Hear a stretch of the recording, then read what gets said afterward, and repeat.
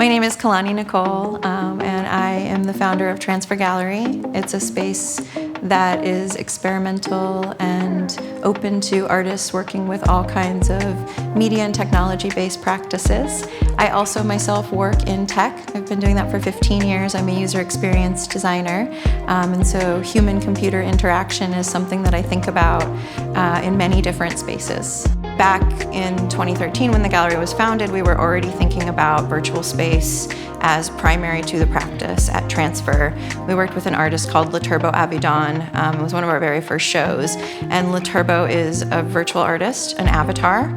And for that first solo show, she purchased land in Second Life and built Transfer Gallery to spec in Second Life. I then visited the artist there. All of our collaborations still to this day, almost 10 years later now, has been virtual and mediated by virtual spaces, virtual worlds, gaming environments. And I then modeled her installation in the physical space of Transfer Gallery, and that exchange between the virtual and physical have always been sort of primary to the practice.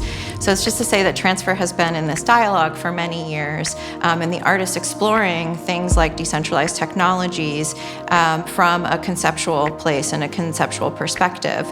And what I observed as my practice evolved at Transfer, the art world had all these sort of hype cycles. We went through the emergence of VR, and then there was AR, and then there was AI, right? And now there's crypto, but with crypto, something very different has come. And I think what's really interesting to watch all that change is that the art world oftentimes would sort of push these technologies to the side by making them sort of about spectacle and hype. And I think what's really interesting in this moment of the emergence of Web3 is that the art world is really the first industry to be disrupted. So what does the future hold? Yeah, great question. I think that in the course of the past year now, since the emerging of NFTs, the dialogue is really evolving. And a lot of the nuances, which were kind of missed in this boom moment, are now coming to the forefront. And what I'm most excited about in the space is seeing artists take agency over their practice. And it's one of the reasons that I'm super interested in what Tezos is doing, actually. I watched where the artists are going and where they find space to push their practice in new directions. And we see so much interesting activity on Tezos. Because of the accessibility of Tezos, less concerned with the environmental issues, but also the robust community of people who were minting and creating context for each other. I think some of what's happening now is artists are collecting other artists, and they're building context and relationships of longevity around that. So it becomes less of a speculative object and more of an act of care in collecting. So I'm excited about all of that sort of artist-driven exploration that's happening in the space, and I would love to see that continue to evolve. I think at a certain point that also then moves over into the space of the contemporary art world, because everything we do in the art world is actually focused around the artist, and so they hold an incredible amount of power.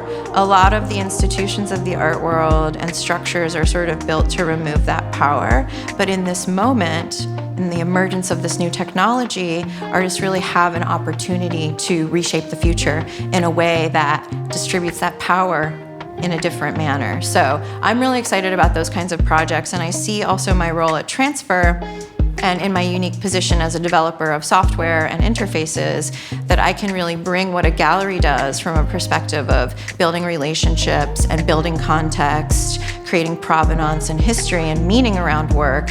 I feel I can bring that into this ecosystem and explore what would it mean for a gallery to support artists doing peer-to-peer transactions directly with collectors. How can a gallery play into that in a system of value?